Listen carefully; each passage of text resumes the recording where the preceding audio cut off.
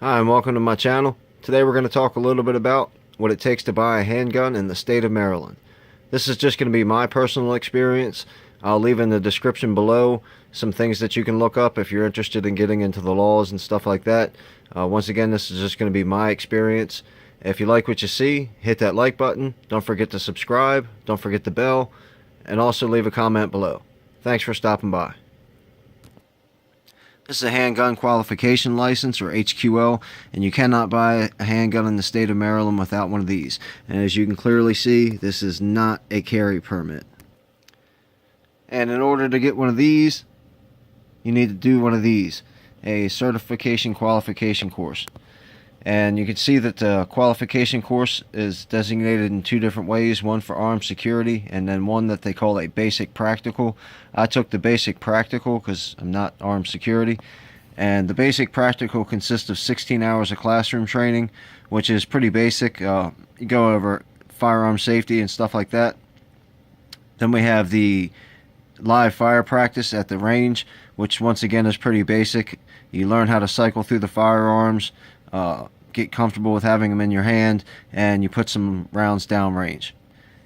The handgun qualification is only good for 10 years, so after 10 years you need 8 more hours of class training and then back to the range for more live fire practice. The qualification course is scored out of 100. You see I got a 92, which isn't too bad. The reason that I'm showing my score is just to show that you can get a different range of scores. You don't have to score 100 in order to pass.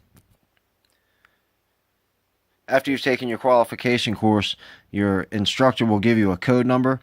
That code number is very important. You can't move on to the next step without it, and your next step will be fingerprinting. And each qualification course varies from price to price, so you can shop around and find out what's better for you. I'm not going to go over how much I paid for mine because I got a pretty good deal. Once you take your qualification course and you get your instructor's code number, you can go to your fingerprint place. Here in Maryland, you can go to the state police barracks, or you can go to an independent place that fingerprints. I chose to go to an independent place because it was closer to my house. You can see I paid $64.50. If I would have went to the state police barracks, it would have only cost me $50, but it was quite a bit further away. This was right around the corner from my house, so I figured a couple extra dollars was alright for not having to drive. After you get your fingerprints done, the fingerprint place will submit your fingerprints, and then they'll give you a code number, which will start your background check. And you have to go online and enter your code number, and that, like I said, that'll start your background check. Just to let you know, that will cost $50 if you're not prepared for that. So after you've already paid for your fingerprinting, you can have them do it for you. They recommend that you do it for yourself. So that's what I did, and when I got to the end of the paperwork, it said I had to pay $50. So just to let you know, that's a surprise cost that's going to be in there. Once you've paid all those fees and got your fingerprints done, that'll trigger your background check, which for me went through the state of Maryland to start with, and then a national database. And good news, everybody, I passed. This is an example of the email that the state police will send you once you've been either passed, denied, or failed. It would be approved, denied, or failed is the wording that they use, and you can see it cost me $50 for that. The email will come a couple days before you get your paperwork in the mail. Very important, this email is just for you. You cannot take this information to a store and buy a gun. You still have to wait till this comes in the mail. And once again, this came in the mail with this paperwork here, and as you see on the very first line, it says, "For which you have been approved." Now pay close attention to the word approved, as a little bit later in this video that becomes a very interesting word that the state of Maryland likes to use. This process took me right around a month and a half, maybe 2 months. You can move through it faster, but for financial reasons and for work reasons, pretty heavy schedule at work, it took me a little bit longer to get it done. One thing that you want to be aware of, the instructor that I took the course with was not going to renew his code number, so sooner or later it was going to expire. I don't want to go into the dates that it was going to expire or anything, but it was only going to last for a couple more months. That's something that you want to talk to your instructor about. Maybe they will, keep renewing, or maybe they're getting ready to retire. But once that number wears out or runs out or goes expired, however you want to put it, it's no longer any good. So you have to start all over again. All right, well, now I finally got my qualification in the mail. I'm ready to go to the store and buy a gun. Not so fast. This only is good for applications. It's kind of deceiving. You think you've got this and you can just go buy a handgun. Well, that's not exactly the truth. This just allows you to apply to buy a handgun. Remember, keep remembering that word approved, because that's getting ready to come up here in just a minute. Once you've got this, you can go online to, once again, the State Police of Maryland, and they have a form that you have to fill out. It's a pretty basic form, about 30 questions. Asking if you're a terrorist, asking if you're a citizen, asking if you're mentally ill or a drug addict or a drunk or anything like that. Pretty basic forms to fill out, and that starts your process. Once you fill that out, you'll get an authorization number and you'll get a PIN number. Once you've got your authorization number and your PIN number, which you do through your email, you can go to your store and then offer the PIN number and the authorization number to the clerk at the store once you've decided what you want to buy. That right there will cost you an additional $10. For the clerk to put in your information and submit your application, that's another $10. Once that application is submitted, it starts an 8-day waiting period. So theoretically, Tuesday, if you go to the store and pick out your Ruger Security 9, that starts your 8-day process. The very next Tuesday, from what my experience is, about 6-7 o'clock in the morning, the state police will send you a email saying, and here we go with the word approved, it says congratulations, and it really says congratulations on the top. It says, congratulations, you are not disapproved for your purchase. So you've went through all your fingerprints, you've paid all this stuff, you've went through your courses, you've got this, and you think you're ready to go, and they can still deny you at any time for whatever reason that they seem fit.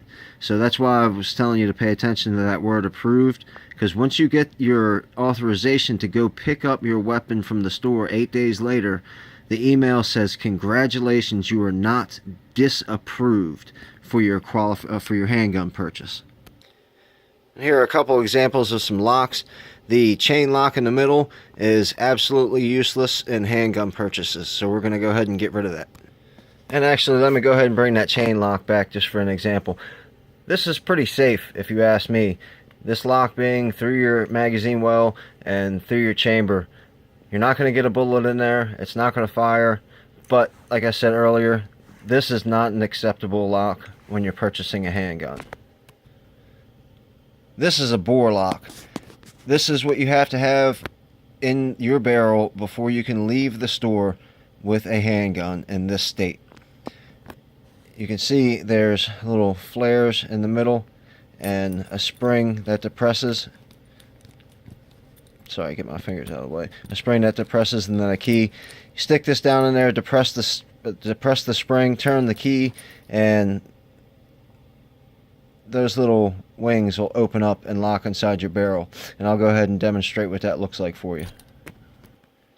Once you stick it down inside your barrel and depress the spring like that, you turn the key, then you'll see, sorry about that for the camera, but you'll see it's not coming out of there. And this is what your gun needs to look like when you leave the store and you have a bore lock. In order to get it back out, you just depress the spring again, turn the key the opposite direction. These little flanges close back shut, and it pulls right out. These bore locks are chamber sensitive. You can see this one fits the 40 Smith & Wesson or the 10mm, and it does work in revolvers and pistols. The interesting thing is you can't use this in a 9mm. You can't use this in a 45, I'm sorry. It can only go in a 40 or a 10mm. So if the next purchase you buy is a 9mm, guess what? You're buying another one. Now, the one thing that you can do is if you have a friend that has one, or you've already purchased one, so say I go and buy another 40, I can bring this back to the store with me and reuse it over and over and over again, or I can lend it to a friend or a friend can lend me their different chambered one. But once again, you're not leaving the store without one of those. This one's here is a little bit new on me. This one's called a chamber lock, and as you can see, it's got what almost looks like a bullet and has little ridges on the end. This goes down inside your chamber, and I'll demonstrate that here in just a little bit.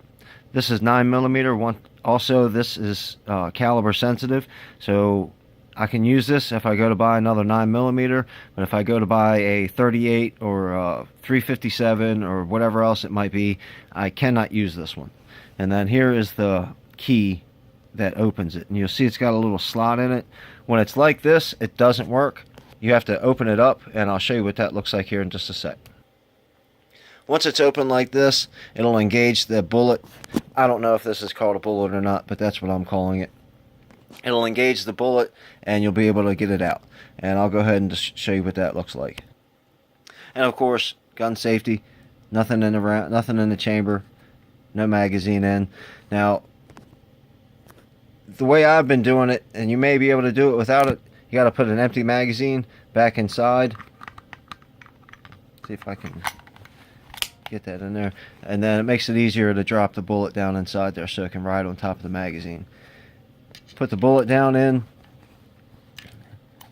and there it is right there, and that's all I can do one-handed, so I'm gonna have to put you on pause to show you the rest.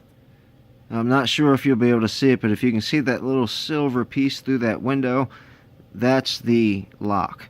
And now it's down inside my barrel and it's ready to go. So what you're going to do is take this and stick it down in the end, and it pretty much catches right away, and give it maybe a half a turn, a quarter turn, that might have been a full turn, and you'll feel it tense up. Then you go ahead and pull that out, and I'll demonstrate how it locks. As you can see, I can't rock the slide back. The trigger will pull, but nothing's coming out because there's the dummy bullet in there, but you can't rock the slide back when it's down inside there. So once again, before you can leave the store, you got to have one of those inside your barrel.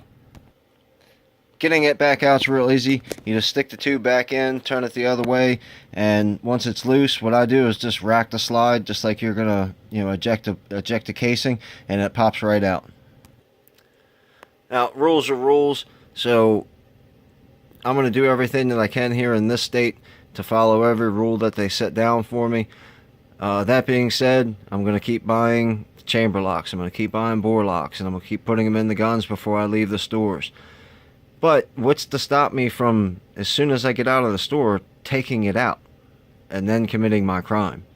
But once again, if you think about it, why did I just go through all that paperwork that I've showed you, all the steps that I've just showed you?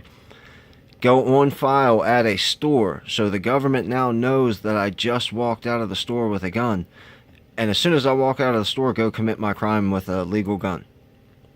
I don't really understand, but like I said, I do my best to obey all the laws that they tell me I have to obey, and until they change them, then I'll just keep listening to what they say. That was just a quick idea of what it takes to buy a handgun in Maryland, or at least what it took me to buy a handgun in the state of Maryland. So if you like what you saw, hit that like button, hit the subscribe, don't forget the bell. Please leave a comment below, and maybe you can tell me what it's like in your state. Thanks for coming by, and I hope to see you again.